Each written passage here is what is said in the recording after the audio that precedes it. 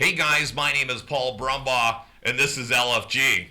Hey listeners, this is Amir back at it again, and we got a great episode lined up for you today. So today's main topic, Paul, is going to be regarding body shaming and the stigma around it and the double standards that come, for both genders when it comes to body shaming. To start this topic, I wanted to bring this topic up because I saw a recent video on YouTube from Billie Eilish called Not My Responsibility. And basically this video sums up Billie Eilish's attitude towards all the hate that she gets for and all the attention she gets around her body, because she's notorious about wearing baggy clothes. For those listeners that don't know, most people know, but maybe the older listeners don't. Billie Eilish is a pop singer. She has been around, for a number of years now. Is quite young. I think she's not even 20 still, if I'm not mistaken. Maybe she is, but I could be wrong. But point is, she's very young. She is very popular. She gets a lot of attention from both fans and from non-fans. And part of the thing that's happened to her lately is people are just constantly commenting or writing articles about her looks. And I think she finally had enough of it and was like, you know what? I'm going to put out my own thing. I'm proud of my body, and I'm going to show people that I'm proud of it. And I have a lot of respect for that personally, because I think that you're in some ways, you're born with the traits you get. You can change certain things, by slimming down or gaining weight and things, but there are certain traits that, you have to come to terms with. What do you think, Paul? I'm just really glad, Amir, that I wasn't the inspiration for this segment. So let me start off that way. I thought this was more of an intervention than a segment on the show. So body shaming. Yeah, one thing about our society is I think we've gone really overly PC, but when it comes to things like body shaming and calling people out for either their sexuality, their gender, their religion, their politics. I mean, I grew up in the 70s. I was a product of the 60s, child of the 70s, and I remember when it wasn't cool to talk about who you voted for or what religion. I remember those were taboo subjects, not just around the dinner table around Thanksgiving, but literally all the time. That was the norm. We didn't delve into people's personal lives, even what happens in the bedroom. But now everybody wears it on their sleeve as armor, because we've had to. Our society has gotten really tough, and so I'm glad that there's artists like Billie Eilish that are starting to speak out about this, because for so many years it was the opposite. I mean, we've overcome as a people from racism. There's plenty of racism still, but growing up again, product of the 60s, child of the 70s, there was a lot more racism then. And same thing with this kind of thing. Body shaming. I'm a writer and stand-up comedian, if you guys don't know. And so it was okay to make fat jokes. It wasn't really okay to make fat jokes, but it was a little bit more acceptable. It was more the norm. Same thing with racial stuff. So with this over PC culture that we live in, we've gotten some good things out of it. One thing is shaming. That's not a way to motivate someone. A way to motivate someone is giving them the information so they can make an informed decision to do what they want to do to make them happy. I'm a big guy. I'm not happy being a big guy. Well, I'm a happy person, but I would love to have Chris Pratt, abs. But I don't think it's in my future because it wasn't really in my past. Mm-hmm. And so I'm glad that there's someone singing for those unsung heroes.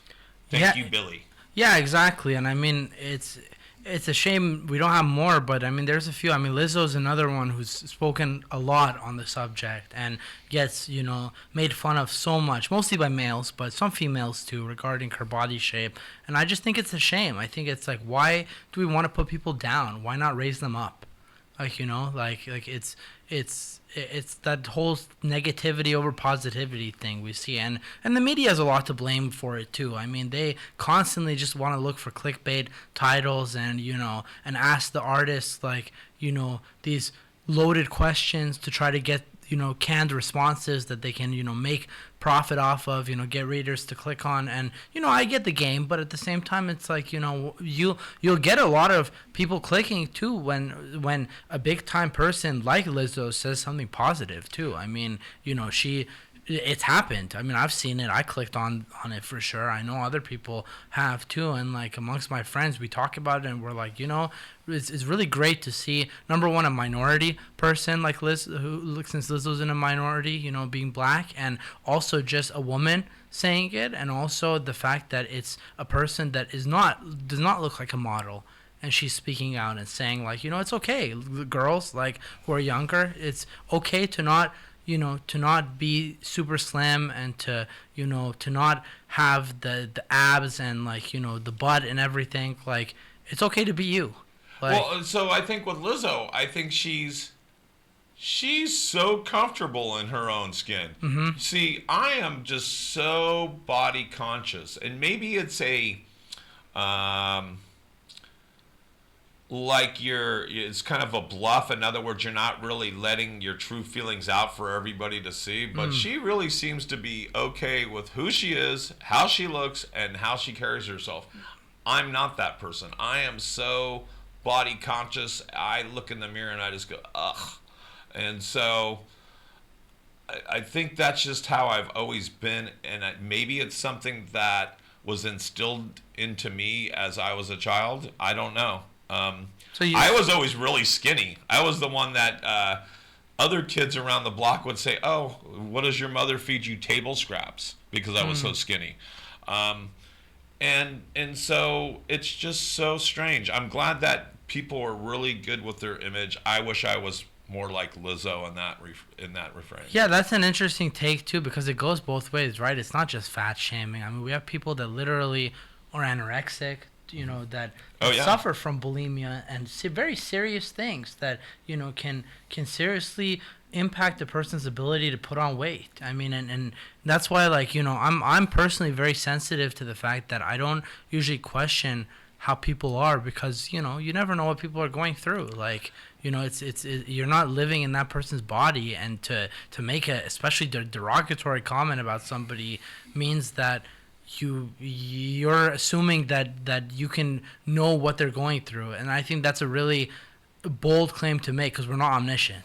Well, and that's a wild thing too, because I was aware of anorexia and bulimia back in the 70s. It was the late 70s, but maybe that was the first real I guess interaction with that, and it was the story of Karen Carpenter. And basically she had an eating disorder that took her life eventually.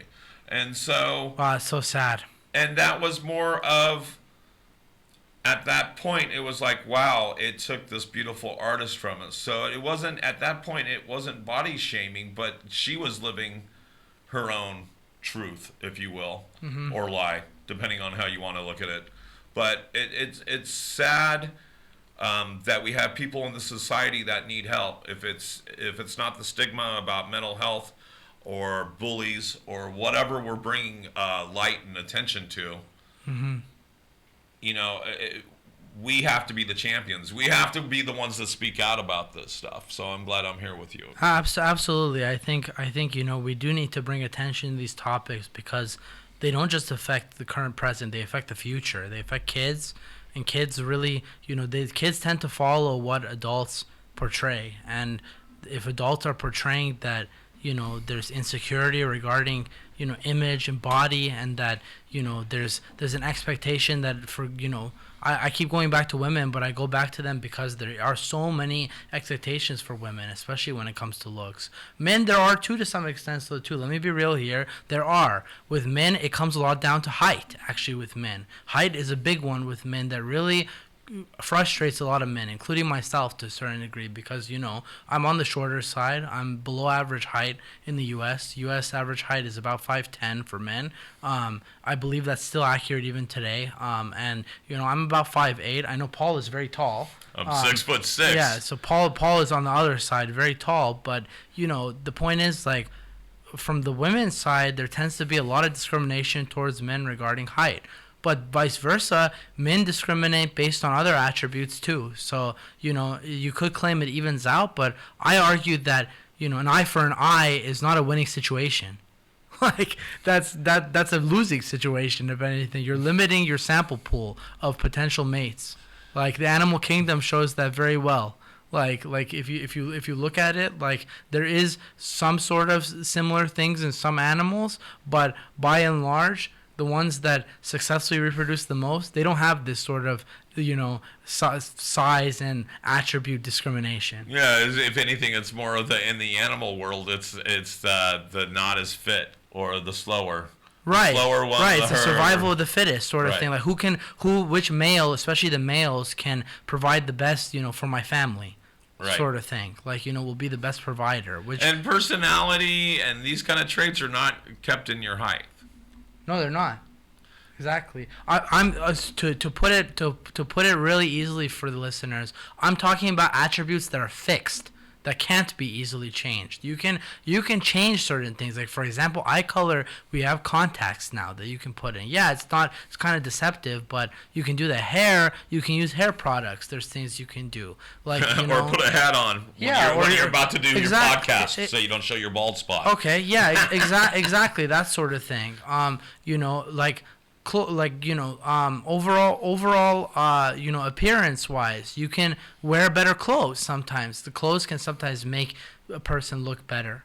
So, there are ways to improve appearance, but there's fixed attributes too, like height, like to an extent, let's say, like your arm length or your nose length. Like, even though nose length you can also change, but you know what I mean, listeners. Like, there's certain things that, like, are much more arduous to try to change than others, and it's a matter of what's the cost to do it, and is it really right that there's such a shame around these things that people have to change them?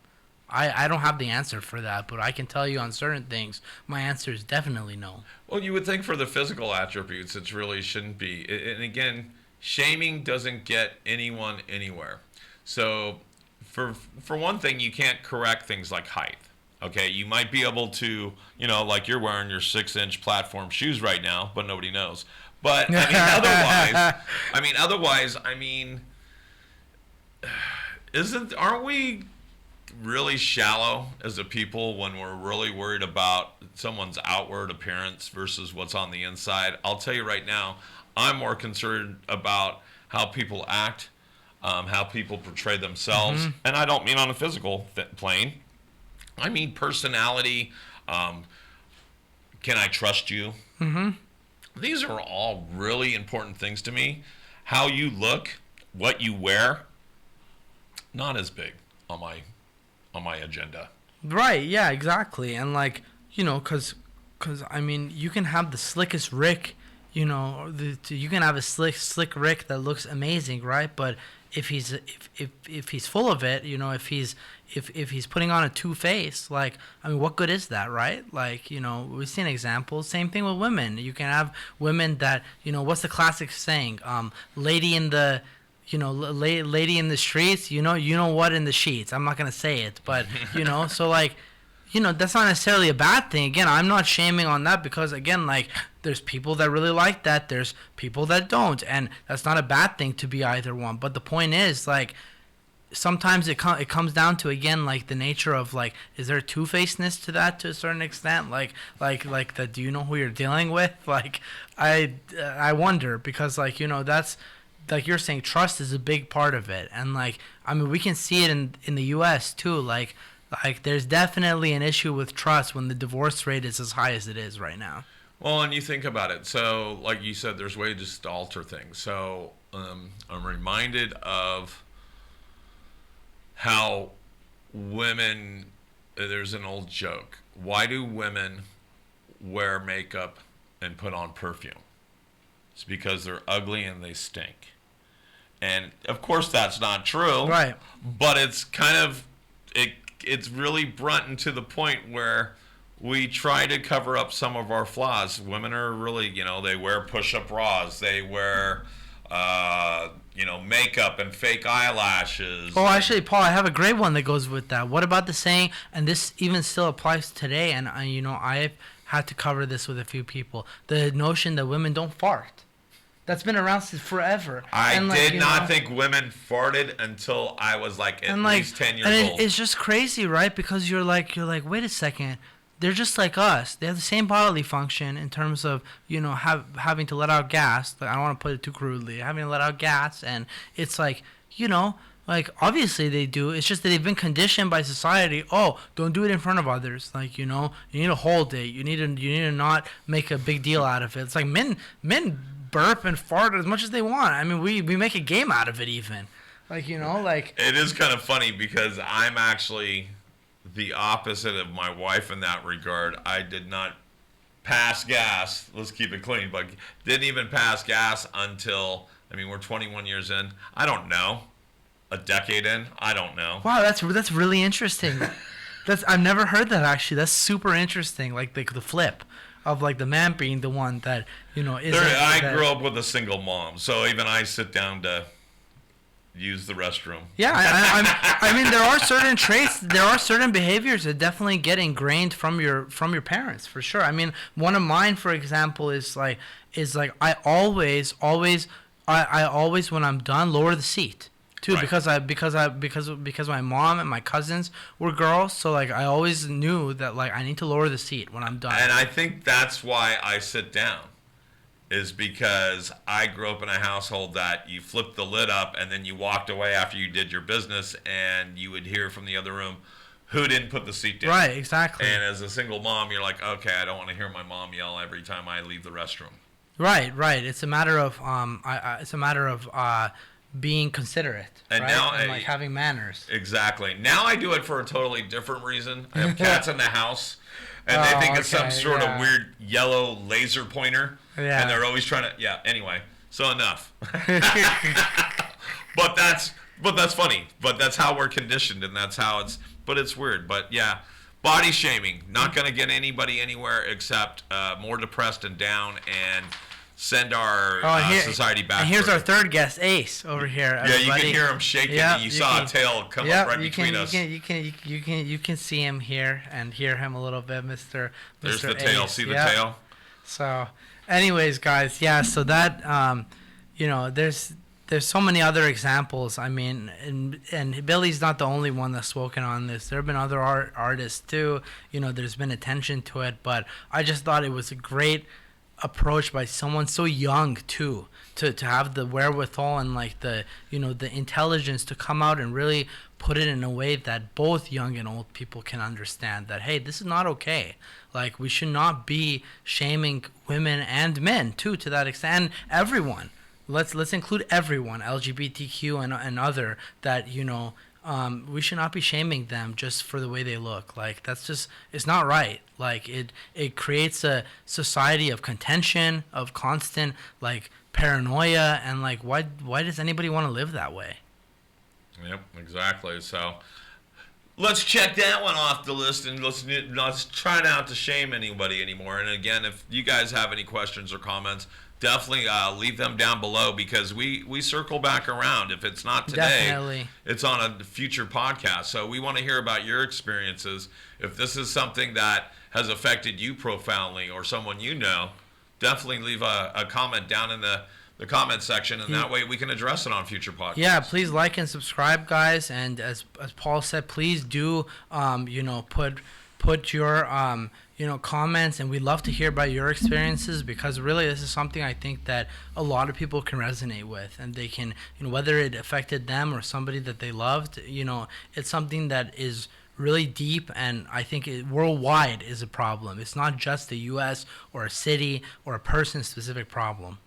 Absolutely. Now what's next? What else you got? Okay, we're gonna go right into the lightning rounds right now. You know, we're gonna cover some topics that are pretty interesting.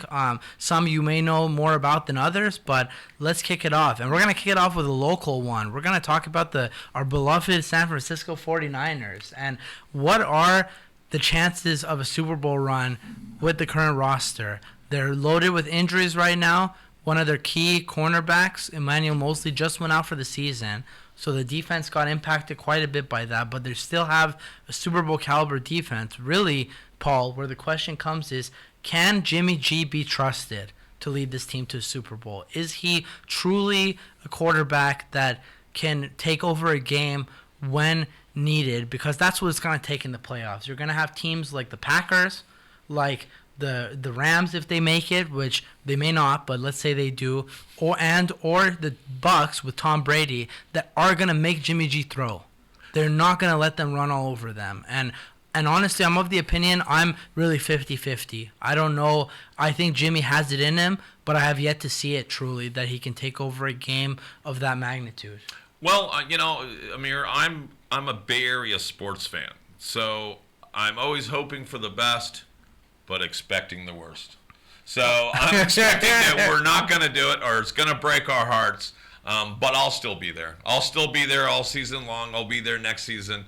I'm just a born loser. So I love my Bay Area teams. I'll be there too. Don't worry. I followed the miserable San Jose Sharks since they came into the league. And Sharks, Giants, Niners. And the Sharks have let me down how many times? I mean, they're one of the only teams in the National Hockey League to blow a 3-1 lead twice, not just once, twice. They blew a 3-1 lead. Right. They obviously didn't win the Stanley Cup against Pittsburgh, but the Penguins were the better team, so I wasn't as bummed then. But would have been nice. Penguins on ice versus Sharks on ice. Right, exactly. I think they have adapted right into it. Right, exactly. Yeah, especially when you have Sidney Crosby too, one of the best to play in hockey.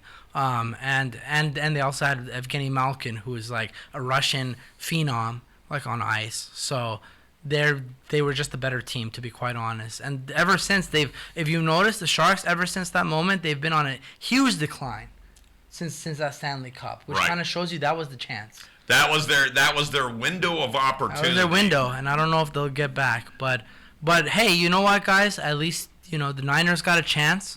We'll see what happens. According to some analysts, they're the second best behind the Eagles in the conference. So that's why I bring this topic up, because legitimately, if this defense keeps up being this good, they got a shot to win it all. No matter how good the Buffalo Bills and the Kansas City Chiefs are, I mean, they had a 10-point lead over the Chiefs last time and blew it. They could have won that game. So that tells me they're not much worse than the Chiefs. Now, and also the other thing now, if just like you said, if Jimmy G can keep his stuff together, we've got some really hard teams coming up, and he just can't fold under the pressure. Right. Well, but it's not just Jimmy G. Let's be real here, guys. It's also the coach. It's Kyle Shanahan and his tendency to blow fourth quarter leads, because this is not all on the quarterback. He's had Matt Ryan on the Falcons, has Jimmy G twice, has had I believe one other quarterback too at one point who I'm forgetting. I'm not on the Niners. So it's basically up to Shanahan to make the right calls at the right time. Well, it's up to Shanahan to not get, in my opinion, what I call too cute. Try to think he can outsmart the defensive coordinator. When these defensive coordinators watch film, most of them have been in the league for years too. They know generally what kind of gimmicks you're going to try to run. When you get to the playoffs, it's really more about who wants it more than about the play. It's about who can make that extra effort, get that extra inch, as they say in football, to get the first down, to get into field goal range, to make the throw, like right. How Jimmy missed the throw by about 5-10 yards to Debo that cost them that Super Bowl against Kansas City. But it wasn't just Jimmy; it was also, why did the defense have to play as much as they did? Because Shanahan didn't run the right plays to keep the defense off the field. Like I can't just blame the quarterback. Like it's a team game, and a lot of that team game falls on the coach too. As much as people don't want to do it. Last thing I want to say on this topic is this is why I have issues with people that label coaches geniuses, whether it be an offensive genius or defensive genius, or Belichick gets this too as a defensive genius. And I mean, what does he have to show for it without Tom Brady? Where's the championship without Brady?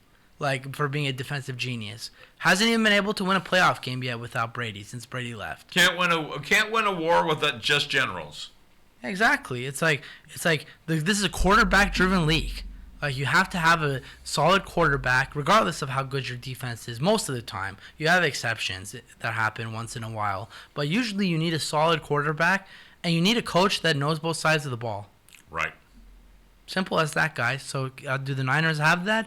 We're about to find out as the season goes on. We're 5 games in. They're leading the division, and we'll see what happens, where the cards fall. That's right. Proof's in the pudding, folks. Proof's in the pudding. Cool. Yep. What do you got next? We're going to talk about a really interesting topic, guys. I literally just found out about before the podcast that California has become the first state now to allow digital license plates. These are holograms. They're like these holograms through this company called I believe. Paul, what was the name? It was like Revival, something like that. Right. We'll have to double check on the name, guys. It might have been Reviver, I think was the name of the company. They're the only company that's allowed so far to issue these license plates. They were in a pilot program for a while. Now they've just started releasing them out this month. And it'll be interesting to see what happens. So far, I think they said 10,000 cars in California are registered for digital. And I think they had on there that the price was like $19.95 for plus a fee for 4 months, and then it goes up from there. But we'll get the details for you guys. But what was the kicker?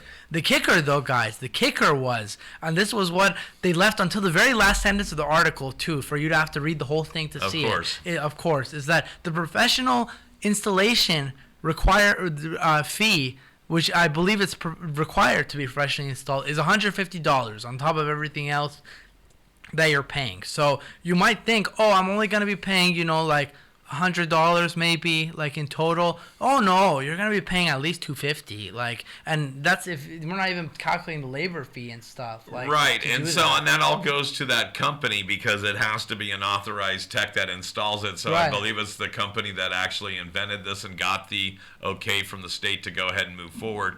One thing that kind of scares me about these things are digital plates. So are they like the digital billboards that we see? When you drive down the freeway, 1 minute it'll be an ad for Cutty Shark, and then the next time it's an ad for Kaiser Permanente or something. Yeah, that's an interesting point. So is it going to be in between times, or are they going to be flashing ads for Manscaped? Or whatever, right? Yeah, or like whatever. Whoever our current sponsor is, wink.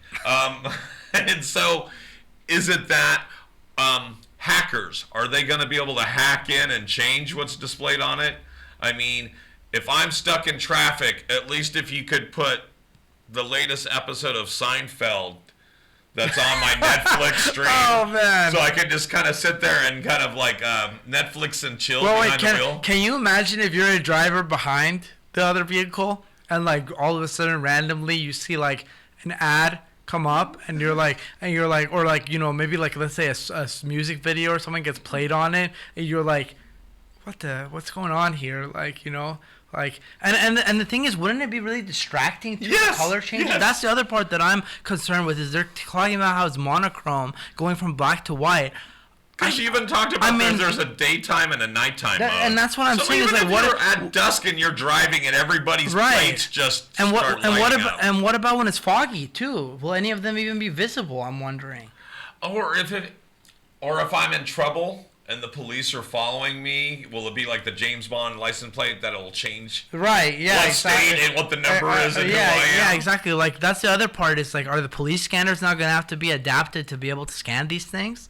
like in California for the highway patrol especially, because like how will they now be able to record it, the license plate, unless, and obviously then DMV also has to update their registry completely for that. So it's like all these things have to be accounted for, right? Because like, you know, you've and then the article claimed the company already has a partnership going with DMV, but my suspicion is it's only for, you know, maybe like, you know, for that 10,000 cars they did, like they have the partnership. My question is, once it gets to like a certain threshold, is DMV going to be willing to play ball with everything like that? And then how long they're rolling out 10,000 plates? When do they find out it's gone wrong?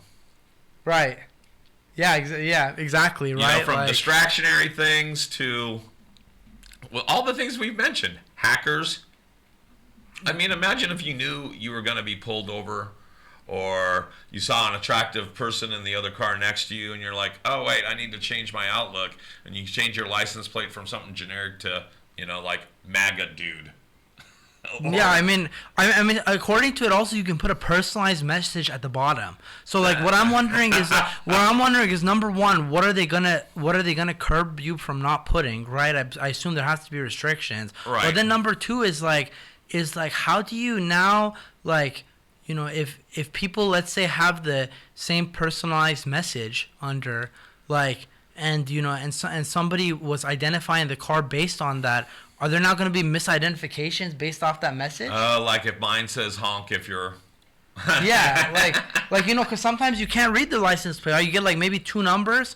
Let's say the person is going off of the personalized message now to the cop, explaining like, you know, the car I saw had this.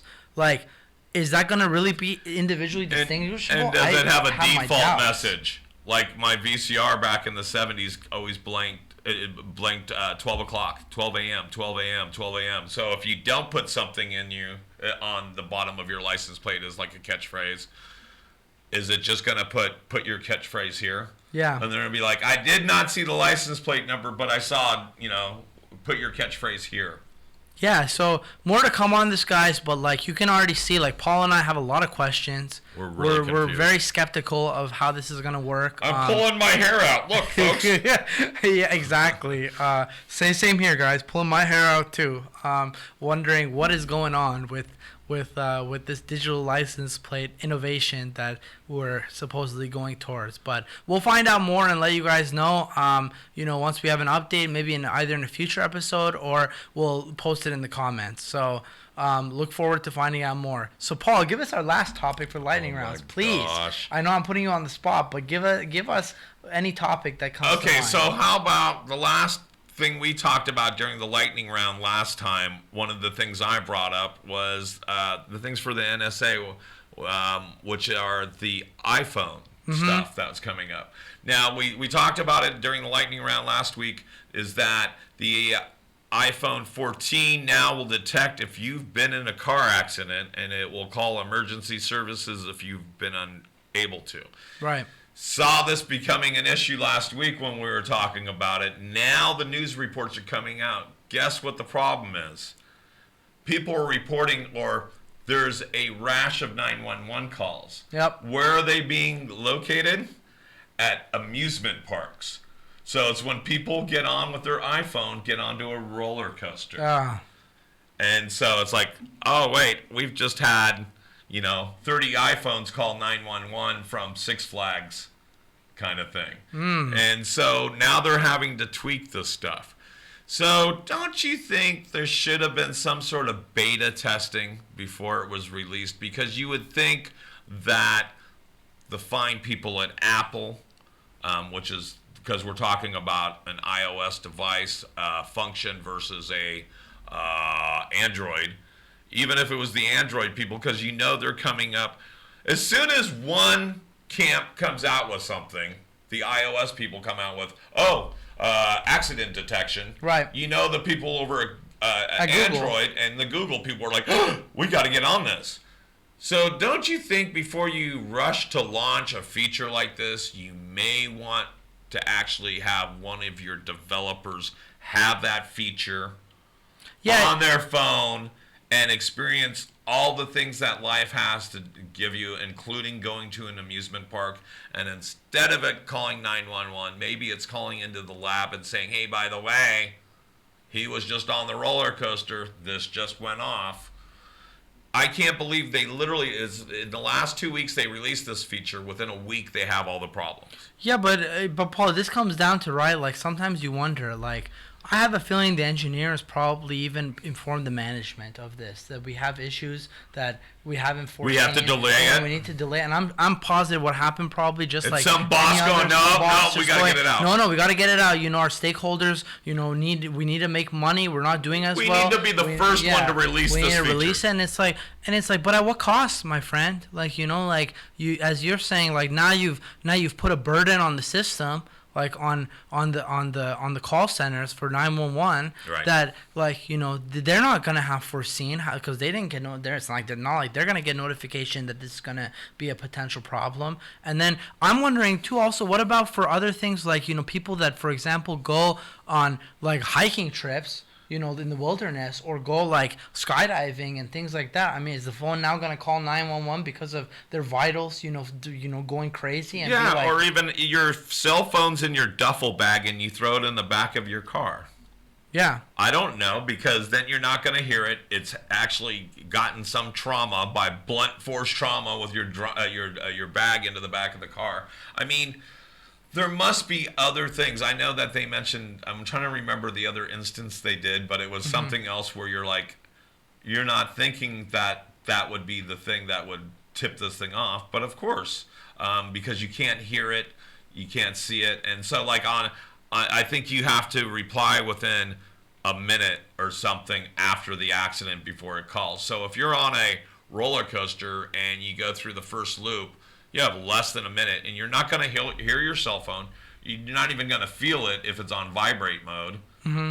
And you're not going to know it until you've gotten off the ride, and you're like, oh, let me check my phone. Oh, my gosh, emergency services are on their way. Yeah, and it goes to the fact, right, like, I get what Apple's trying to do here in terms of, like, that, you know, they're looking at it as, like, you know, we want to have the most data we can, you know, and make money off it. And, you know, we want to, you know, also in the process, maybe, you know, I'm sure there's some people, even though not probably the ones at the top, but some people that say maybe there's some good that can come out of this. But at what cost, again, is the question. Like, you know, causing undue burden for both society as a whole and for individuals, like, is that worth the cost of this? Because, like, then it's like, not only are you paying a premium for the phone outrageously, so financially you're you know, more on the hook for the phone. Number two, also, you're giving up more data about yourself. And number three, also, like, if that data is being used, you know, in some ways against you, in terms of, like, you know, to put you on the hook for if certain things happen, you know, and, you know, and especially if somebody else is with you and the phone goes off, and then they come to you and they're like, well, it seems like based off the phone you were, you know, doing something crazy because your vitals were out of control. And we see now, let's say there was a minor with you and they're like, oh, like, you know, that's what I mean. you're liable for this now, like, you know, whatever happened. It's like, well, hell, like, you know, is this it becomes a little bit of, like, you know, some of the scary things that it becomes like kind of like HAL, like, you know, in Space Odyssey, right? Like where you're like 2001: A Space Odyssey, where you're like, oh man, like, are we headed there now? Like where you know, we're gonna have machines that essentially, you know, are watching our every move. Well, and we'll leave you with this, is that the other portion of what we were talking about last week in the rapid fire round was that not only is iPhone 14 doing this, but now the new iWatch 8 is starting to detect women's ovulation, fertility, and menstrual cycle. And so now with these different states that are now reprieved or taken away R v Wade, now other rights can be infringed upon, all from your device that you just click that little box that says I agree. So I can just really see where that's going to have issues, in some of these states where some woman's rights are going to be infringed upon, and it's going to become a big lawsuit. Yeah, for sure, and we'll definitely keep track of that. I think you got a really good point on that one. I think that's not the only case where it'll become an issue. I think I can think of a few other cases too. Like for example, with with people that are maybe driving and they're not under the influence. Maybe they're just tired, let's say. Right. And they the phone flags it.